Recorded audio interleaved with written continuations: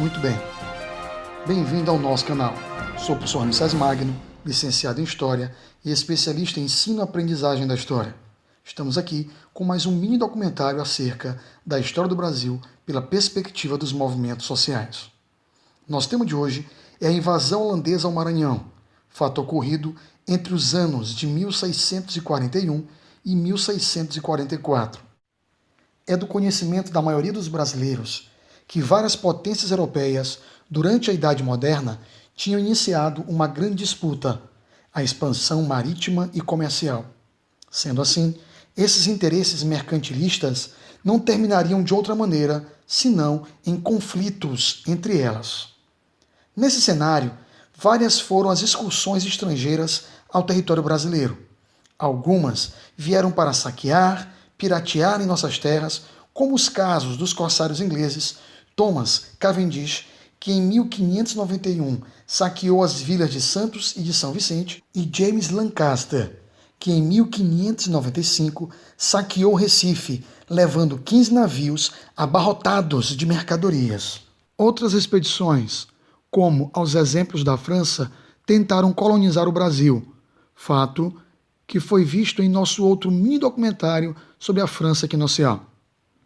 Assim, a Holanda também desejava uma fatia do bolo colonial americano.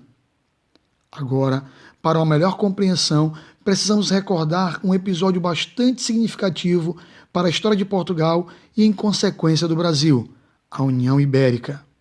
Esse assunto também está presente no nosso mini documentário acerca da França equinocial. Em um breve resumo, a União Ibérica foi quando o trono lusitano ficou vago após a morte do rei Dom Sebastião. Em consequência desse fato, o trono acabou nas mãos do rei espanhol Filipe II. O mesmo passou então a governar as duas nações e suas posses.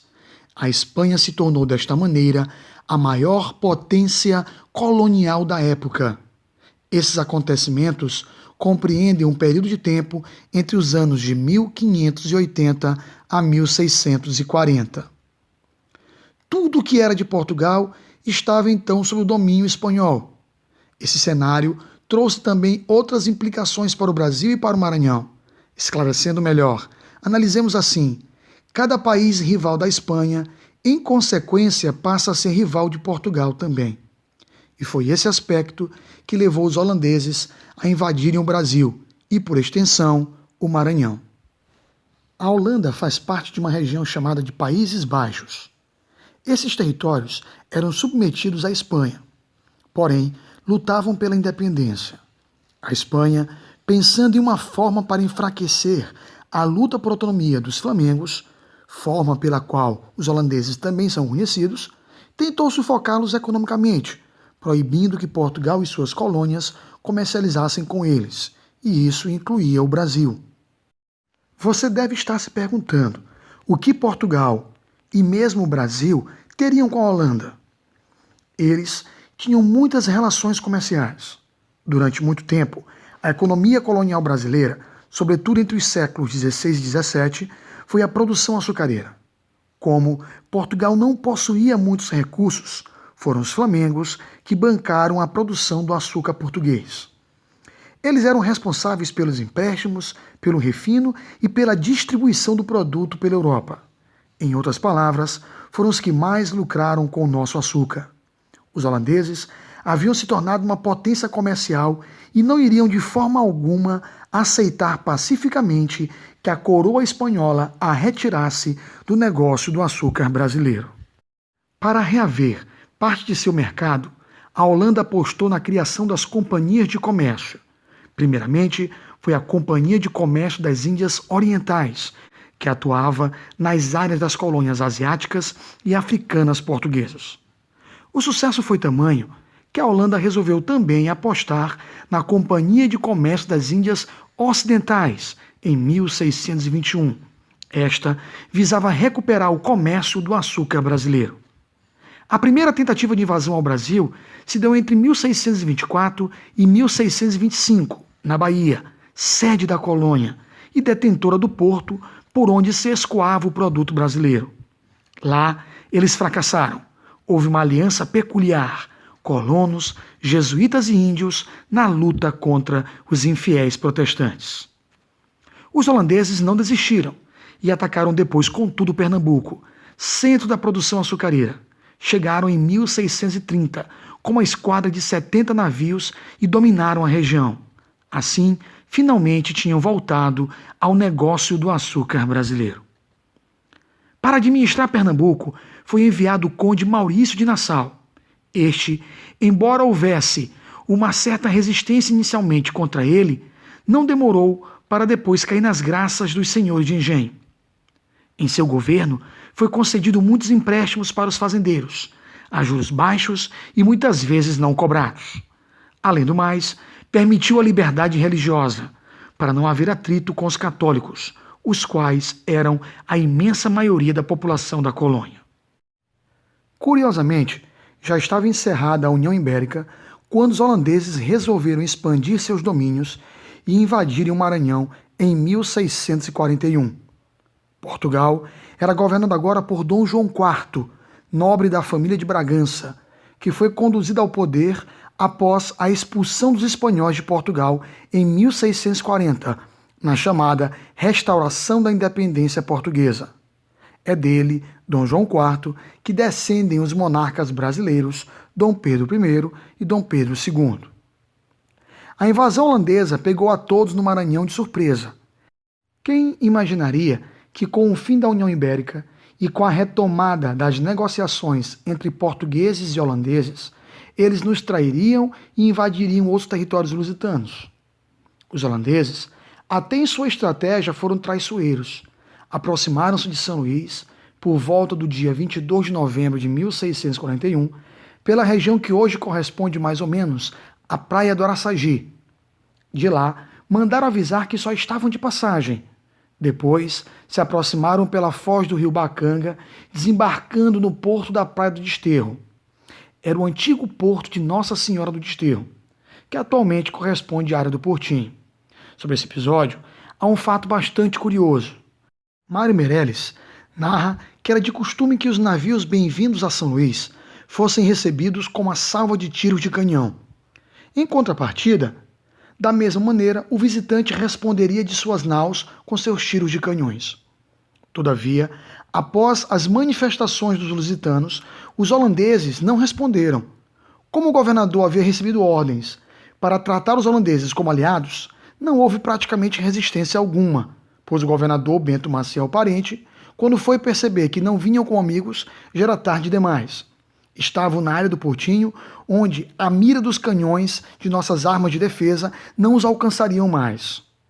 Dessa forma, sob o comando do almirante John Cornelison Listard e do coronel Coin Anderson, em 25 de novembro de 1641, atracaram aqui com 18 navios e mais de 2.000 soldados.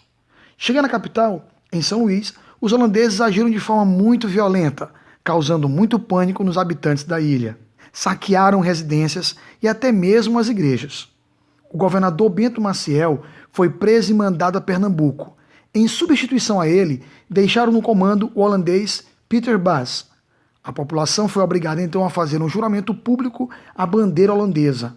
Apenas um homem se recusou a fazê-lo, Pedro de Sais, que após muitas súplicas de sua esposa e dos padres, acabou poupado por tamanha bravura.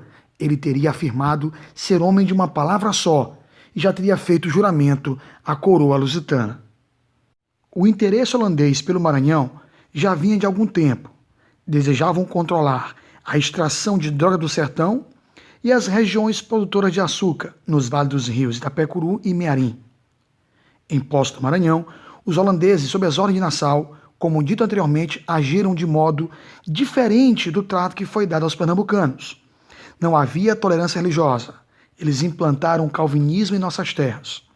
E outro aspecto foi que eles aqui se apropriaram dos engenhos, tornando os proprietários meros funcionários holandeses, o que causou bastante insatisfação. A presença holandesa no Maranhão ainda fomenta um debate em torno da capitania de Cumã e de sua capital Tapuitapera, que corresponde atualmente à região maranhense de Alcântara. Muitos se perguntam por que a região foi preservada pelos holandeses. Esta gozava de algumas regalias que despertam até hoje alguns questionamentos. Uma das hipóteses mais aceitas entre os historiadores era o parentesco que havia entre os Coelho de Carvalho e Albuquerque, que governavam a região, e os Nassaus de Holanda. Embora Carlos de Lima chame a atenção para que esse parentesco por si só não explique o comportamento suspeito apresentado nesse caso. O historiador Carlos de Lima afirma ainda que foi em São Luís do Itapecuru que se efetivou a ocupação holandesa em nossas terras. E foi pela região do Itapecuru que se iniciou a revolta, quando não se passava ainda nem 10 meses da invasão. Os maranhenses lutaram praticamente sem apoio algum da coroa lusitana. A guerra, a exemplo do que aconteceu na Bahia, uniu pela primeira vez em nosso estado jesuítas, colonos e índios. E de fora veio do Pará Pedro Maciel Parente, sobrinho do governador deposto, com uma força de 130 brancos e 700 índios. Entre os líderes do Levante, nós destacamos os jesuítas Lobo de Couto e Benedito Amadei, sendo que o principal líder da revolta era o ex-capitão-mor Antônio Muniz Barreiros Filho, que faleceu em janeiro de 1643 e foi substituído pelo seu comandado, o sargento Antônio Teixeira de Melo. Este comandou até a vitória final dos maranhenses. Entre os índios se destacaram os caciques Joacaba Mitagai e Henrique de Albuquerque. A resistência aos poucos foi dando certo. Segundo Meirelles, no famoso esquema de táticas de guerrilha e de terra arrasada, eles foram tomando engenhos e vencendo batalhas importantes, como a do Convento do Carmo e a do Outeiro da Cruz, até a expulsão definitiva do Maranhão em 1644. Os reforços holandeses que chegaram de nada adiantaram. Numa tentativa desesperada, Nassau chegou a propor mudanças no trato aos maranhenses, caso eles abandonassem a causa, igualando assim o tratamento que era destinado aos pernambucanos. A proposta foi de imediato recusada. Os holandeses, em meio às derrotas, agiram com extrema crueldade. Prisioneiros foram vendidos como escravos, outros foram dados a tribos de silvícolas para serem devorados em rituais antropofágicos e outras tantas perversidades. Usando as palavras de Carlos de Lima, a 28 de fevereiro de 1644 tem fim 3 anos de ocupação. Os holandeses fizeram-se à vela, deixando a cidade em lastimoso estado. Uma década depois, foram os pernambucanos que expulsaram os holandeses de seu território. Citando Capistrano de Abreu, Carlos de Lima afirmou que a bravura dos maranhenses despertou em Pernambuco os anelos patrióticos, apontando um exemplo a seguir, estimulando então a insurreição pernambucana que foi concluída em 1654. No meio militar, a expulsão holandesa de Pernambuco, em especial a Batalha dos Guararapes, em 19 de abril de 1648, é considerada o nascimento do Exército Brasileiro. Por essa razão, 19 de abril passou a ser comemorado como o Dia do Exército Brasileiro. Devemos chamar a atenção para o fato de que a guerra custou muito caro e a expulsão dos flamengos do Brasil marca o começo da derrocada do ciclo do açúcar brasileiro. Sem que houvesse quem financiasse a produção, e com a destruição dos engenhos quando de sua expulsão, não tínhamos como concorrer com a produção de açúcar que eles implantaram nas Antilhas. Por fim, uma última curiosidade. A coroa lusitana, pelo heroísmo e bravura do povo de São Luís e de Belém, concedeu aos seus habitantes os privilégios de infanção, ou seja, direito de portar armas em qualquer lugar e hora, além de outras regalias, como serem presos apenas em suas residências, não estando sujeitos a ferros ou a tormentos. Uma rara concessão de privilégios concedidos a poucos, como por exemplo aos habitantes do Porto. E se você gostou, curta o nosso vídeo e se inscreva em nosso canal. Muito obrigado, professor Moisés Magno. Até a próxima.